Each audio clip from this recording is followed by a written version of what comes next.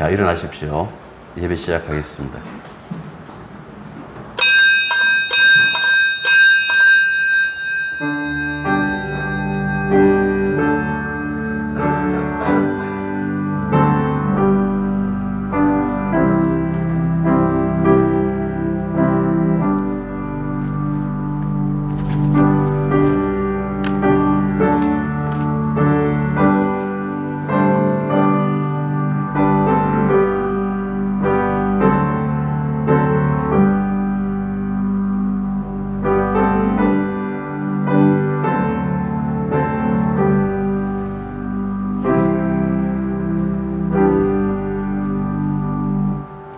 사람이 마음으로 계획할지라도 그것을 이루시는 분은 여호와 하나님이라 말씀하셨습니다. 이 세상이 자신들이 계획하고 예정했던 대로 돌아가지 않고 점점 험악하게 돌아가는 이 사실을 바라보면서도 저희들은 하나님이 살아계신가, 어떻게 세상을 이끌고 계심을 늘 기억할 수 있도록 도와주시기만 간절히 바로 구합나이다. 잠시 잠깐의 불편함, 여러 가지 어려움에 지치거나 혹은 여기에 매달리지 말게 하셨고, 우리의 영안이 그리고 해안이 넓혀짐으로 말미암아 하나님이 하실 그 일, 마지막 일을 바라보며 끝까지 주께만 영광 돌리고 예배 드릴 수 있는 저희들 되게 도와주시옵소서. 주의 영에 함께 하셔서 예배의 처음과 마지막 그 순간까지 친히 이끌어 주시옵소서. 예수님 이름으로 기도드립니다. 아멘. 네, 말씀 오십니다. 디모데전서 1장 8절에서 11절. 그러나 율법은 사람이 그것을 적법하게만 쓰면 선한 것임을 우리는 아노라.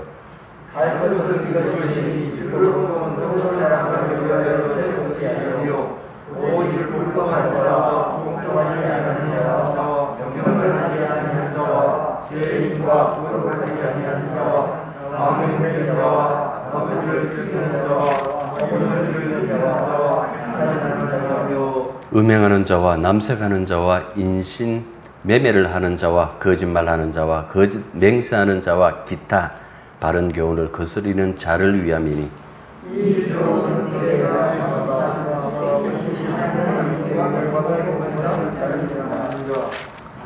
아멘. 자, 8절부터 우리가 읽었는데요. 8절에 보면 율법은 사람이 그것을 적법하게만 쓰면 사는 것임을 우리가 안다라고 그렇게 얘기를 했어요. 여기서 적법하게만 쓰면 하고 조건부로 율법이 선하다는 주장처럼 읽히죠.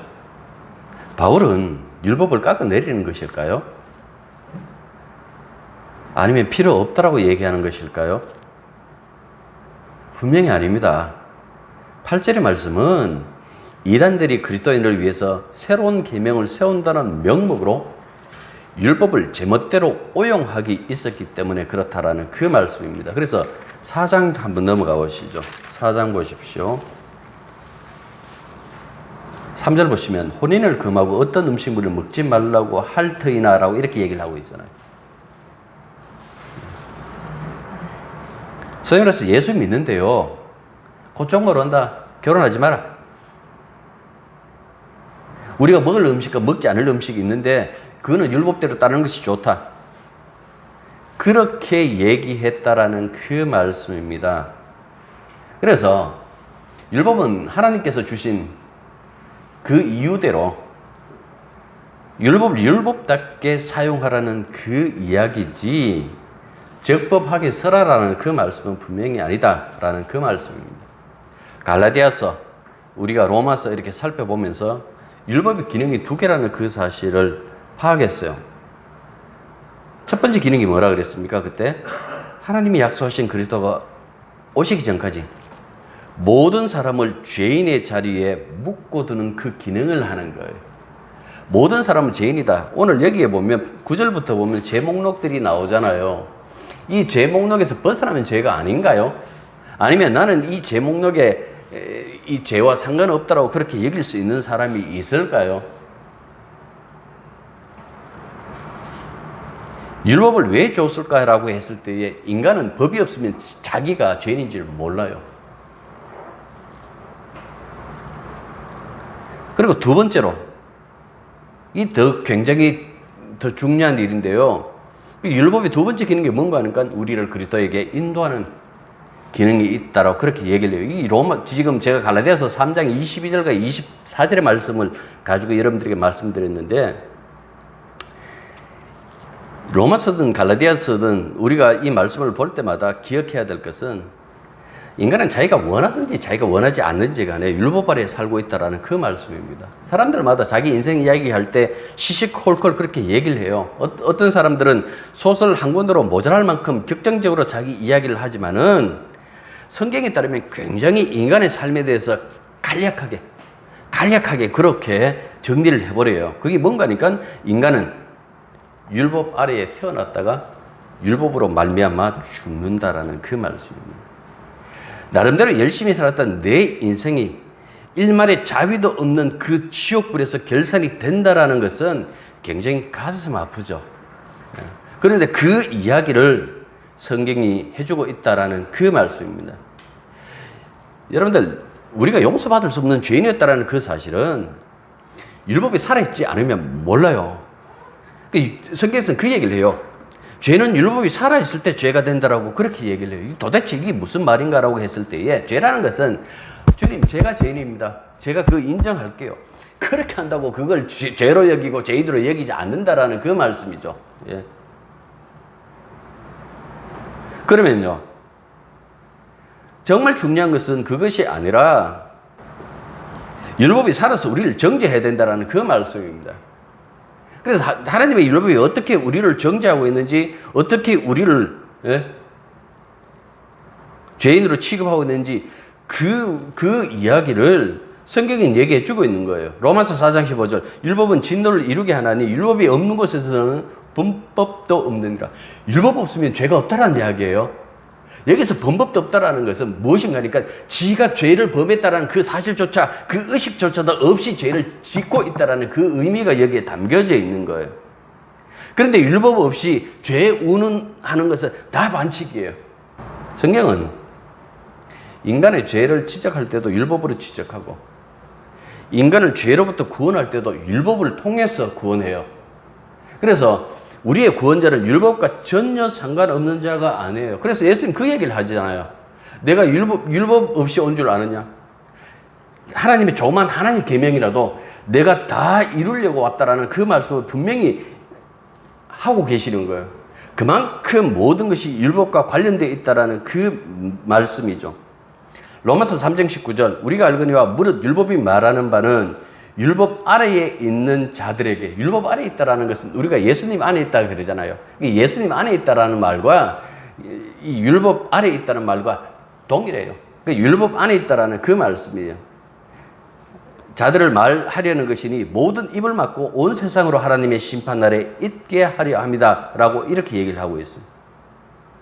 그러니까 율법 앞에서는 어떤 인간도 의로울 수 없다라는 그 이야기를 해주고 있는 것이죠. 그런데 나 착하게 살았습니다. 나는 내 삶에 최선을 다했습니다.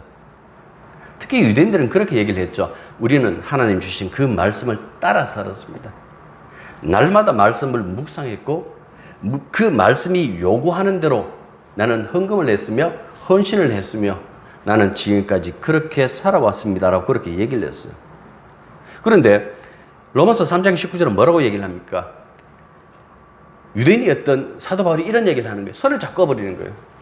아닌데, 네 죄인인데, 율법을 주신 이유는 네게 가능성이 있어가지고 네가 착하게 살면 하나님 앞에 복을 받는다는 것을 보여주려고 율법을 준 것이 아니라, 네는 발버둥 쳐도 이 죄로부터 떠날 수 없다라는 그 사실을 알게 하기 위하여 율법을 주셨는데, 너는 사용처도 모르고 지금까지 엉뚱하게 그 율법을 생각하고 살았다라는 그 얘기를 하는 거예요. 그러니까 그들의 생각에 반대 의견을 지금 반대선을 하고 있다라는 그 말씀입니다. 바울이 왜 이렇게 율법에 대해서 비관적인 관점을 가지고 있을까요? 율법에 대해서 오류가 있어서 그렇습니까? 그렇지 않아요. 바울이 굉장히 그 얘기를 해요. 율법은 선하다. 율법 자체에 문제가 없다라는 그렇게 얘기를 해요. 바울이 성경을 통해서 우리들에게 복음으로 이끌면서 늘 하는 얘기는 율법에 문제가 있다. 그 소리 한 번도 안 했어요. 뭐라고 얘기를 합니까? 인간에게 문제가 있다라고 그렇게 얘기를 해요. 인간들이 죄인이기 때문에 인간에게 문제가 있다. 오류는 인간으로 말미암아 벌어지는 것이다. 따라서 이 율법을 주신 것은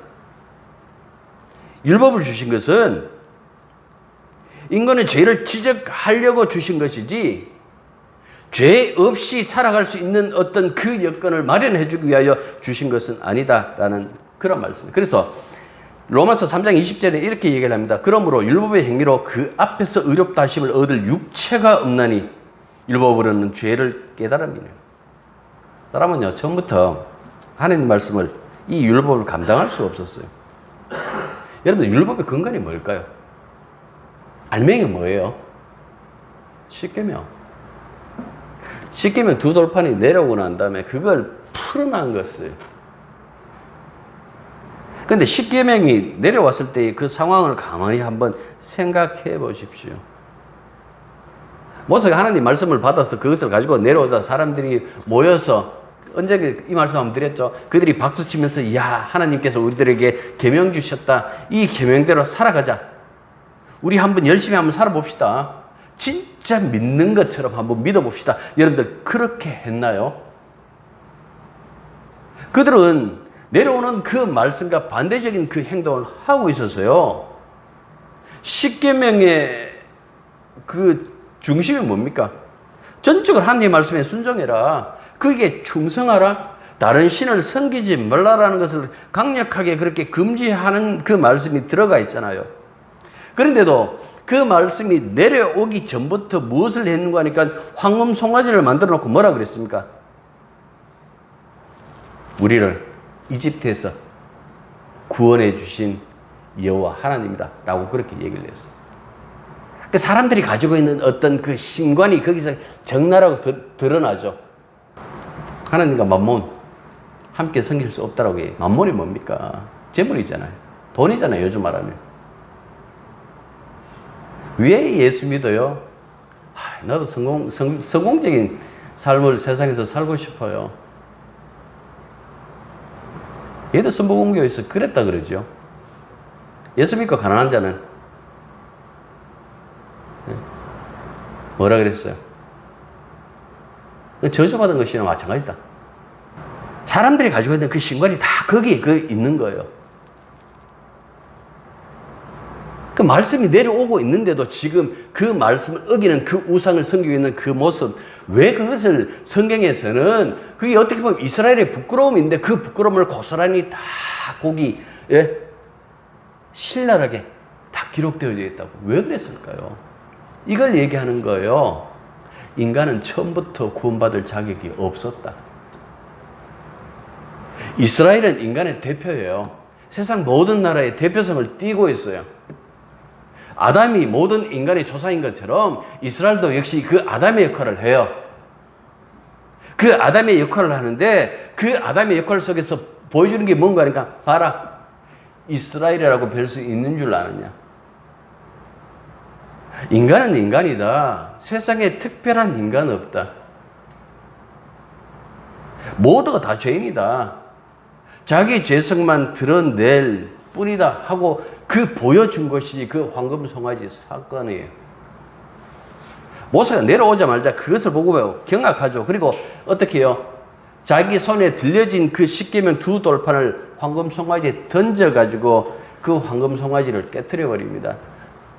황금 송아지만 끼워집니까? 아니요. 들고 온 그 두 돌판도 끼워졌어요.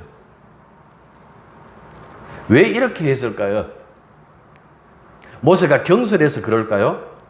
아닙니다. 말씀을 어겼으니 그 백성들은 그 말씀의 저주로 죽어야 했기 때문에 그렇다라는 그 말씀입니다. 그래서 그 저주를 내릴 말씀을 깨뜨려 버림으로 말미암아 백성들이 받을 저주도 함께 제거했어요. 그리고 다시 시내산으로 올라가서 생명책에서 나를 제하여 버리고 저들을 용서해달라고 간청하여서 응답받는 그 장면을 그 뒤에다 이어놔요. 왜 이렇게 이어놓을까요? 모세가 이만큼 위대합니다? 아닙니다. 다른 이야기예요. 모세도 나중에 실수해 가나안 땅에 못 들어가요. 그럼 도대체 왜 그러면 이 형식, 이 모양을 기록해 놨을까? 하나님 말씀은 이거예요. 너희들 말씀, 내가 주는 이 말씀 지켜서 구원 못 받는다. 그러면 중보자가 올 거야. 그 중보자 때문에 너희들 구원 받을 거야. 그걸 이 사건 속에 담겨놓고 있다라는 그 말씀입니다. 모세가 죽으면서 뭐라고 얘기를 합니까? 장차 나와 같은 선지자가 하나님께서 세우신다고 그렇게 얘기를 했잖아요. 왜 그 말씀을 했을까?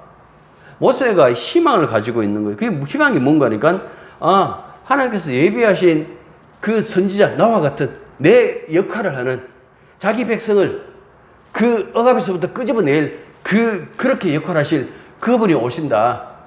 그분이 너희들의 죄를 용서하고 그가 구원한다라는 어떤 그 희망이 있기 때문에 그 말씀을 성경에다, 오경에다 남겨뒀고, 이 말씀을 누가 나중에 인용하는가? 예수님이 인용해요. 누가 보면 미사장에 보면. 두 번째 돌판이 다시 시내산에서 내려옵니다. 어떻게 했어요? 성막에다 성막 만들었잖아요. 그 지성소 제일 위에다가 이렇게 걸어놨어요. 법궤 속에 들어가죠. 언약궤 속에 들어가죠. 그리고 1년에 한 차례씩 대제사장이 정결한 짐승의 피를 가지고 그 위에 쏟아 붓습니다. 왜 그렇게 할까요?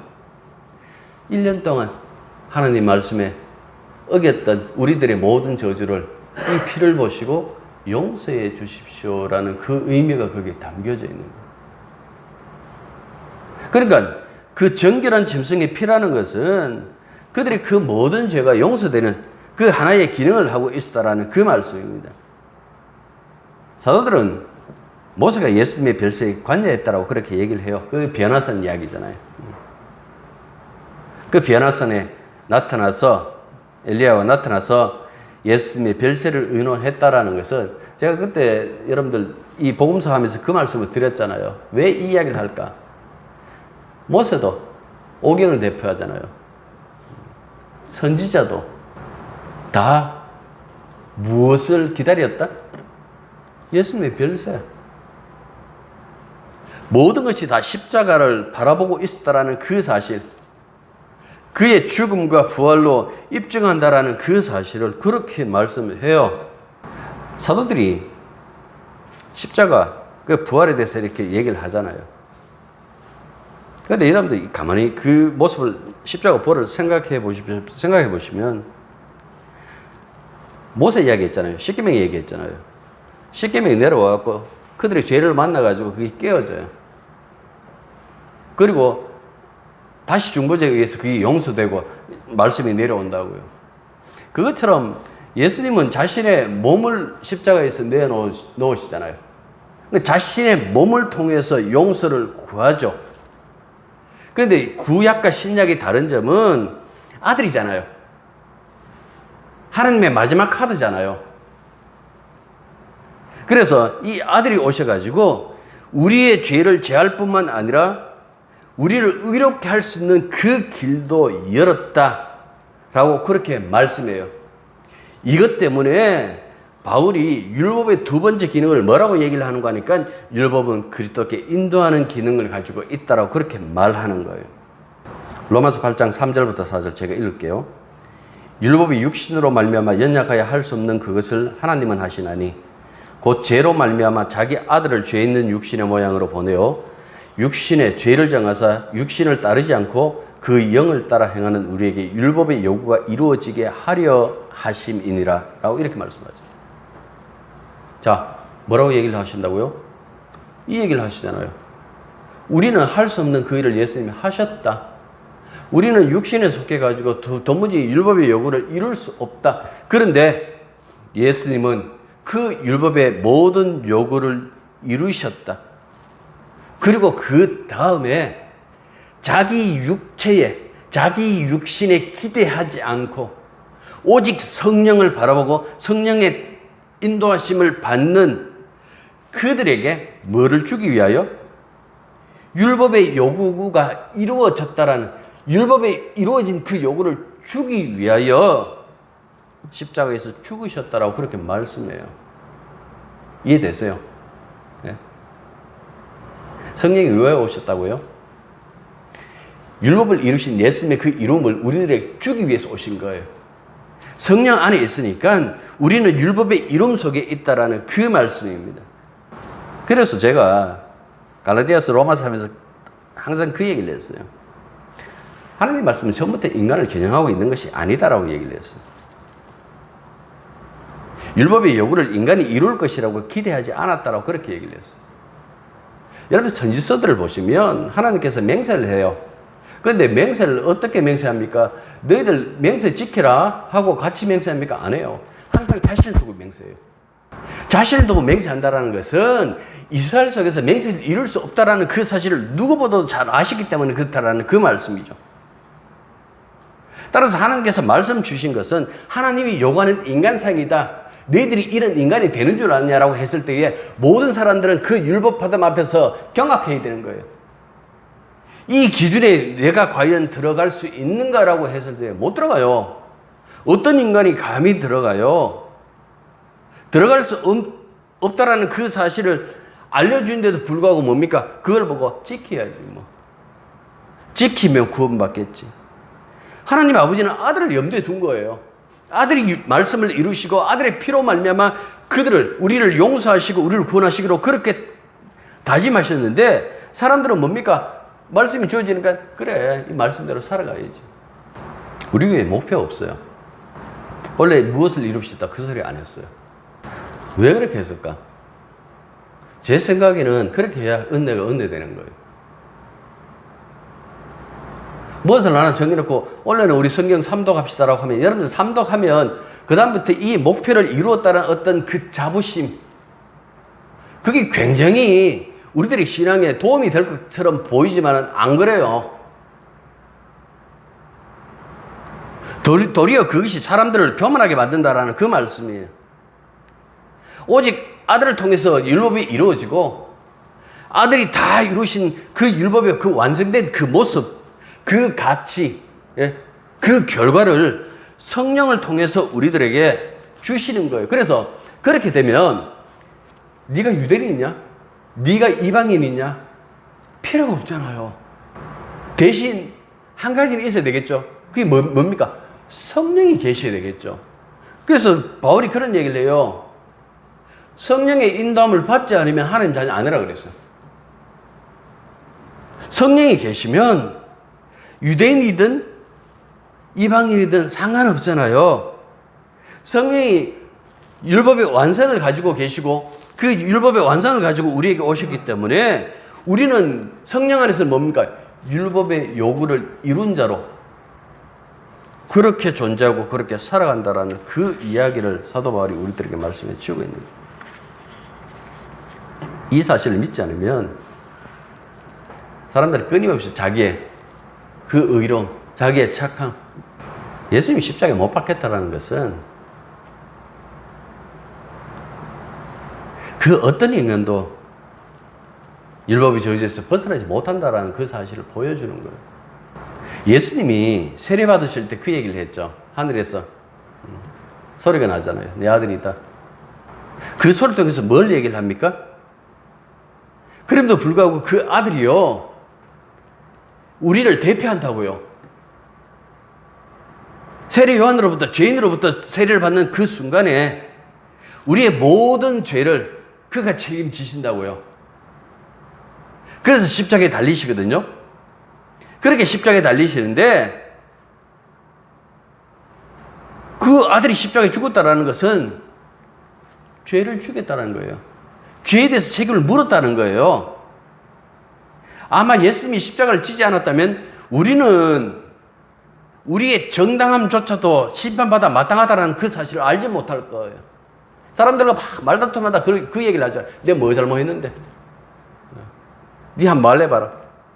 자기의 그 정당함이 지옥 갈 수밖에 없는 저주라는 그 사실을 모르는 거예요. 우리는 부활의 영이 우리와 함께하지 않으면 십자가가 능력이라는 그 사실, 하나님의 사랑이라는 그 사실을 몰랐을 거예요. 사람들 바라보면서 저 사람보다 내가 낫지 않겠느냐, 그렇게 하지 말자 그랬잖아요. 레위 19장 1절부터 2절 보면 여호와께서 모세에게 말씀하여 이르시되 너는 이스라엘 자손의 온 회중에게 말라에 이르라. 너희는 거룩하라. 이는 여호와 너희 하나님이 거룩함이니라.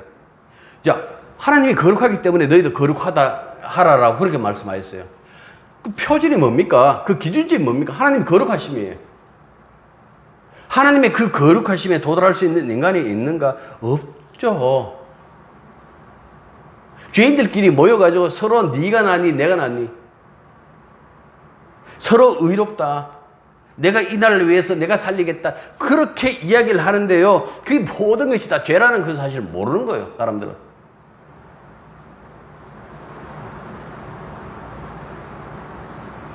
율법에서 말하는 거룩, 율법에서 말하는 의, 인간은 이 요구에 대처할 만한 능력이 없어요. 그래서 율법은 인간을 정죄할 수밖에 없다라는 그 말씀이에요. 이 율법이 제대로 대응할 수 있는 분은 성경에 딱 이야기를 하죠. 예수님. 예수님밖에 없다라고 그렇게 얘기를 해요. 이 예수님이 화목제물이 되심으로 말미암아 이 율법의 모든 요구가 이루어졌다라고 그렇게 말씀하고 있는 거예요.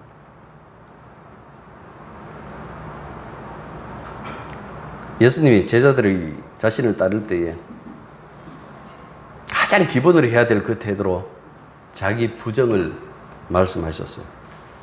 자기 부정이 뭐냐라고 했을 때 그 자기 의로움, 거기에 대한 포기다라고 그렇게 생각하시면 되는 거예요. 하나님이 우리를 의롭다라고 그렇게 말씀하세요. 그런데 하나님이 우리를 의롭다 했을 때에 자기 의로움을 포기한 사람이에요. 내가 지금까지 착하게 살았어. 내가 목사짓하고 장로짓 해갖고 내가 누구보다도 많은 교회에 많은 어떤 도움을 줬기 때문에 내가 의로운 것이 아니라 내가 했던 모든 것들은 죄입니다라고 그렇게 고백했을 때에, 그리고 하나님께서 의롭다라고 했을 때에 비로소 의라는 것이 생겨난다는 그 말씀입니다. 두 가지 의가 공존할 수가 없어요. 내 속에 내 의도 있고 하나님의 의이신 예수님도 계시고 예수님의 의도 있고, 그런 것 없어요. 두 개가 같이 있을 수 없다 그랬잖아요.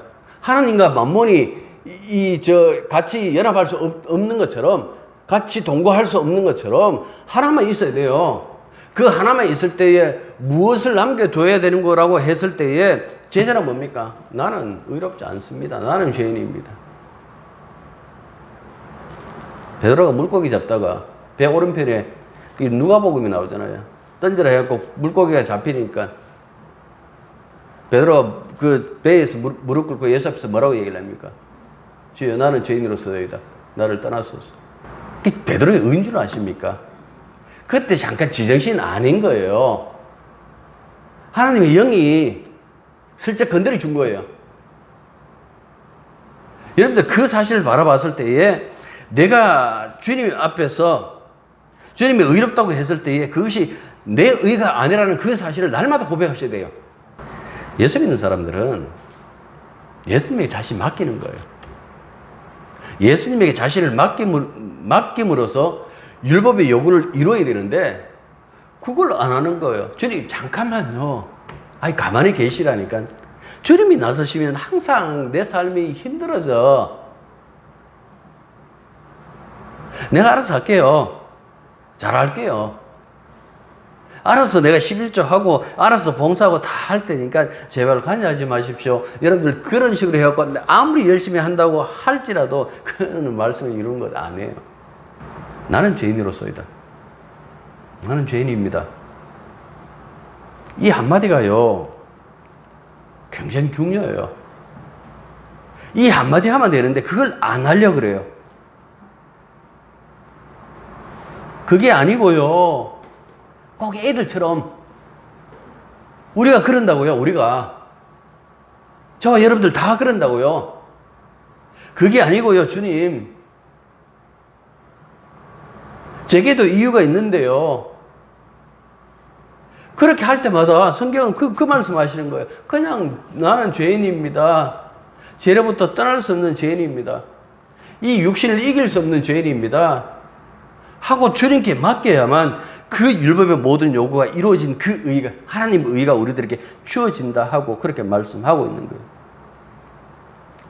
그리스도 예수 안에서 성령을 따라 사는 사람들에게는 율법이 고소하질 않아요. 그 갈라디아서 5장 23절부터 24절 읽어보시면 그 얘기를 해요. 이미 성령의 인도함을 받고 성령의 열매를 맺고 있기 때문에 더 이상 율법은 그 사람에게는 법적 기능 안 해요.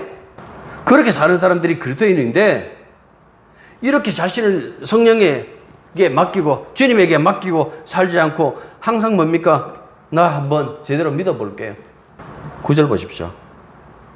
알 것은 이것이 율법은 옳은 사람을 위하여 세운 것이 아니요 오직 불법한 자와 복종하지 않은 자와 경건하지 않은 자와 쭉 이렇게 나와요. 이 십계명이 얘기하고 있는 거예요. 율법의 근간이 십계명이니까. 망령대자들 나오죠. 아버지를 죽이는 자와 어머니를 죽이는 자와 살인하는 자, 음행하는 자와 남색하는 자와 인신매매가 없잖아 라고 이렇게 말할 수 있는데 도둑질 하지 마라.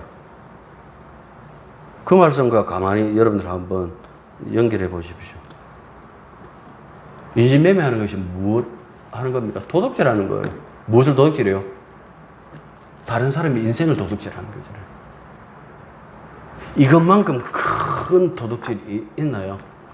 서구사회에서 예수 믿는다 하면서도 어떻게 했어요? 아프리카 가고 그 노예들을 끌고 왔잖아요. 이거 예수 안 믿는 것들, 짐승과 똑같은 것들이니까 그냥 우리 마음대로 사고 팔고 해도 된다고 그걸 끌고 왔잖아요. 그들이 그렇게 좋아하는, 예? 말씀을 지켜야지. 맨날 그 예배 시간에 십계명, 지금도 그 암기하는 그 교회가 있다는데 그 십계명 그 암기하면서도 그 짓 하고 있는 거예요. 그게 도둑질이라는 사실을 몰랐던 거예요. 사람을 유기하고 매매하는 그 인신매매가 그 인생을 도둑질하는 거예요. 좀 더 나가면 그 살해하는 거예요. 죽이는 것이다라는 그 말씀입니다. 여러분들, 그러니까 이 말씀에 비교해 보면 그래도 나는 못 찾겠는데요. 죄라는 것은 이게 악이에요. 죄가 뭐냐라고 했을 때 죄의 결과로서 악이 나와요. 열매들이 나오는데 죄의 열매들이잖아요. 그럼 죄가 뭐예요? 하나님과 관계 끊어지는 거. 그게 죄예요. 관계 끊어졌는데 그 안에서 나는 지금까지 하면서 아무리 자기의 의로움과 자기의 착함을 얘기한다 할지라도 그 자체를 이미 성경에서는 죄라고 선포했는데요.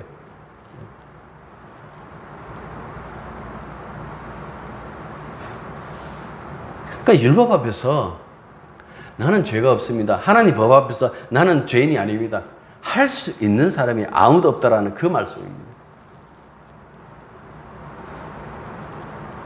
이제는 로마서 3장 21절부터 22절 보면 이제는 율법 외에 하나님의 한 의가 나타났으니 율법과 선지자들에게 증거받은 것이라 곧 예수 그리스도를 믿음으로 말미암아 모든 믿는 자에게 미치는 하나님의 의인이 차별이 없느니라 이 말씀이었어요. 제가 아까 인간의 모든 죄는 율법과 관계 있고 구원자도 율법과 관계 있다라고 얘기를 했잖아요. 여기 보면 율법 외에 한 의가 나타났다라고 그랬어요. 율법 외에 한 의라는 것은 곧 22절에 나온 것처럼 예수 그리스도를 믿음으로 말미암아 나오니까 예수님 율법 외에 한 의 하니까 율법과 전혀 상관없이 등장하는 하나님의 의인가? 아니에요. 여기서 율법 외에 한 의라는 것은 율법의 1.1획도 놓치지 않고 이루어내신 하나님의 의라는 뜻이에요.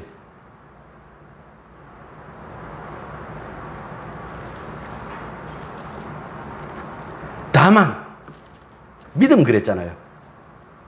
행위의 의가 아니다라는 말이에요. 앞서서 육체 얘기했잖아요. 자, 자기 육신으로 율법이 이룰 사람 없다.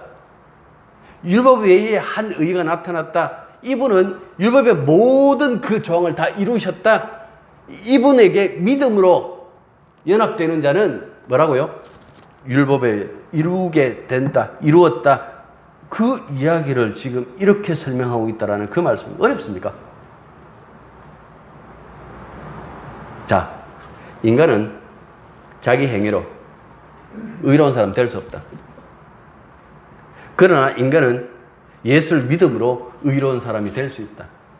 왠가하니까 이 예수는 우리 대신하여 율법의 1.1획도 놓치지 않고 다 이루신 완성하신 분이기 때문에 그렇다라는 그 의미입니다. 그래서 예수와 연합되었다라는 그 사실이 얼마나 중요한 거. 우리가 에베소 그 교회 이야기하면서 그 얘기를 굉장히 많이 했잖아요. 연합이라는 그 단어를 얼마나 많이 썼습니까? 예수와 연합되지 않는 그 삶이라는 것은 얼마나 저주받고 얼마나 불행한가라는 그 이야기를 했다라는 그 말씀입니다. 그런데도 인간은 자신의 선함이 자신을 구원해 줄 것이라 착각하고 있는 거예요. 애들이 말귀를 알아들 때부터 부모가 하는 말이 있어요. 착하게 살아라. 착하게 살면 하나님이 너를 도와주신다. 세상 잘못하고 계시는 거예요. 그 율법이에요. 그 복음 아니에요. 끊임없이 이 율법과 싸우는 이유를 아세요? 율법이 그만큼 매력이 있기 때문에 그런 거예요. 사람들에게. 뭔가 그렇잖아요. 성취감이 있으면 믿는 맛이 나잖아요. 내가 뭘 정해놓고 그 정한 것을 이루면 굉장히 어떻게 보면 감동도 있고, 예. 살아가는 그 맛도 느끼게 해주고. 그런데 그걸 분열시켜 버리는 거예요. 15절 보십시오. 사도 바울은 뭐라고 얘기를 한가 한번 보십시오. 미쁘다 모든 사람이 받을 만한 이 말이요. 그리스도 예수께서 죄인을 구원하시려고 세상에 임하셨다 하였도다. 죄인 중에 내가 괴수이라. 이 십자가 만난 사람이 할 수 있는 말이 이거예요. 십자가 만나고 보니까 내가 죄인 중에 괴수였다. 내가 지금까지 착하게 살았다. 하나님을 위하여 산다라고 했던 그 모든 것들이 죄였다. 내가 금식하고 헌금하고 내가 그렇게 살아왔던 그 모든 것들이 예수 없이 살아왔던 그것들이 다 죄였다. 내가 그 죄 중에 괴수였다. 그런데 어떻게 지금은 구원에 도달했을까? 그 다음 보십시오. 그러나 내가 긍휼을 입은 까닭은 긍휼을 입었다라고 이렇게 얘기를 했어요. 긍휼이 뭡니까? 값없이 그저 줬다. 값없이 우리를 구원하셨다라는 그 말씀이잖아요. 그래서 평생을 무엇을 얘기합니까? 복음 이야기를 해요. 복음 이야기를 하고 그리스도를 자랑해요. 이거는 성령을 따라서 십자가 앞에서 자신을 비춰보지 않는 사람은 몰라요. 그 앞에서 내가 죄라는 그 사실을 뼈저리게 느끼지 않는 사람들은요, 그냥 교리적으로 교회에서 가르쳐 주니까 그것 암기해가지고, 나 죄인이라 해야 세례 주는구나. 그럼 나 죄인이라 그래야지. 그렇게 죄인이라고 한들 십자가 같이 몰라요. 그러다가 조금 착한 내가 생각해도 기특하다 생각하면 그때부터 뭡니까? 주님, 나 이런 사람이에요. 주님, 내 복 주셔야 될 거예요. 내가 이만큼 하고 있는데 우리는 그렇게 착각하며 살아간다라는 그 말씀입니다. 우리가 지난 1년 동안 이 에베소서 봤어요. 처음 시작을 그렇게 했잖아요. 이 우주를 창조하기 전에 이미 아버지와 아들 사이에 언약이 먼저 있었다고. 창조가 먼저 있었던 것이 아니라 언약이 먼저 있었다. 아버지와 아들 사이에 이 언약이 먼저다. 도대체 그 언약이 무엇인지 몰랐어요. 그게 아들이 오시고 난 다음에 드러났어요. 그것은 십자가에 흘리신 그 피, 그 보혈. 만세전에 감추었다가 이제 성령을 통해서 우리에게 알려진 이 언약이 무엇인가 하니까 바로 십자가의 피였다. 이게 하나님 지혜의 결정판이었다라고 그렇게 얘기를 해요. 자, 에베소서 다음에 골로새서예요. 빌립보서, 골로새서. 자, 골로새서 한번 넘겨보십시오. 에베소서 끝나고 빌립보서를 보니까 몇 년 전에 설교를 했더라고요. 그래서 다시 골로새서 하려고 그러다가 상당히 많은 부분이 에베소서하고 겹쳐요. 그래서 조금 지났다가 나중에 다시 골로새서로 오기 위하여 좀 남겨뒀습니다. 자, 14절부터 보십시오. 1장. 그 아들 안에서 우리가 속량 곧 죄사함을 얻었도다. 그는 보이지 아니하는 하나님의 형상이시여 모든 피조물을 보다 먼저 나셨다 그래갖고 여러분들 잘못 생각하시면 안 됩니다. 먼저 나셨다라는 것은 먼저 창조됐다라는 말씀이 아니에요. 먼저 계셨다라는 그 말씀이에요.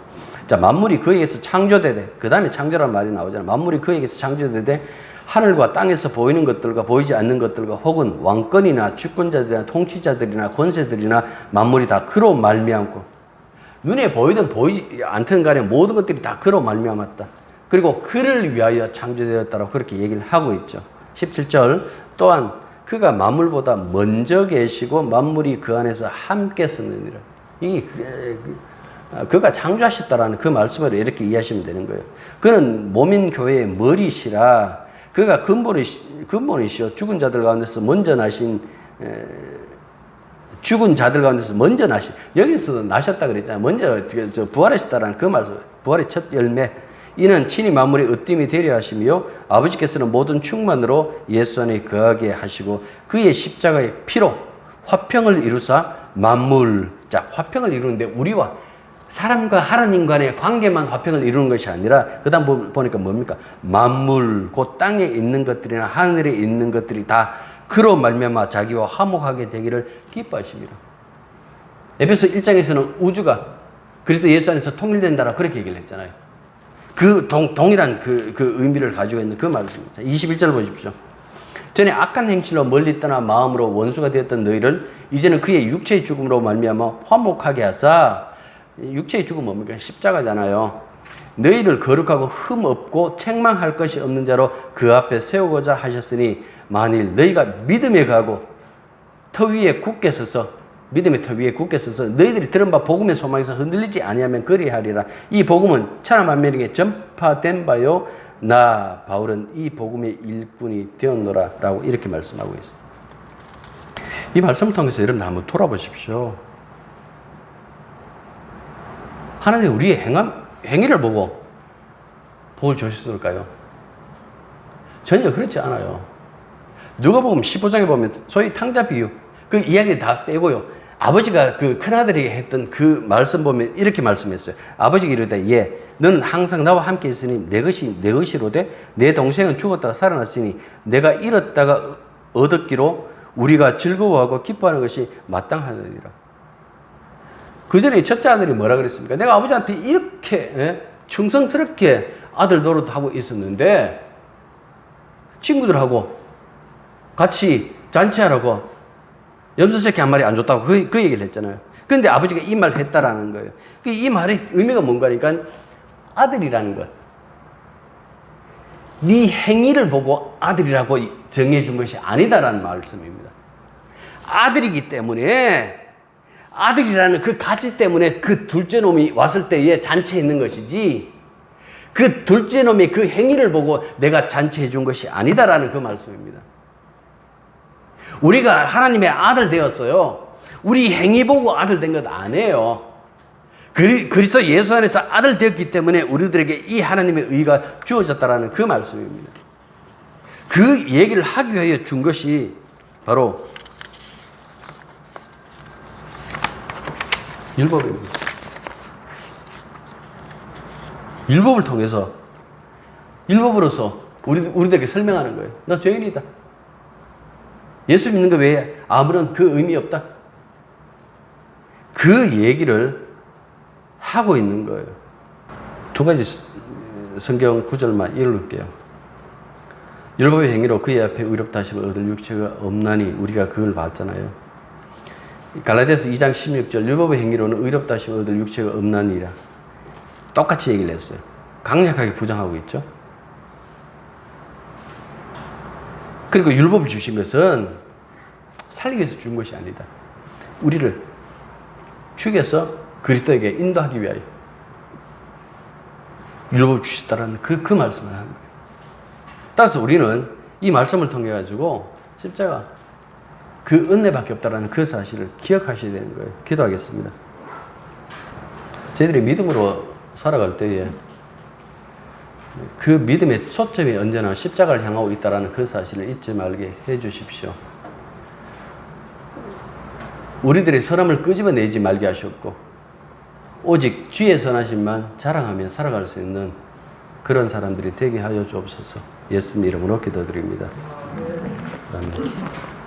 이제는 우리 주 예수 그리스도의 은혜와 하나님 우리 아버지의 크고 놀라우신 사랑과 성령의 교통하심과 교제하심이 진실로 율법 앞에서 죄인임을 깨닫고 오직 십자가의 은혜만 사모하고 붙들고 살아가기로 다짐하는 당신의 자녀들 위해 이제부터 항상 함께 있기를 축원합니다. 아멘.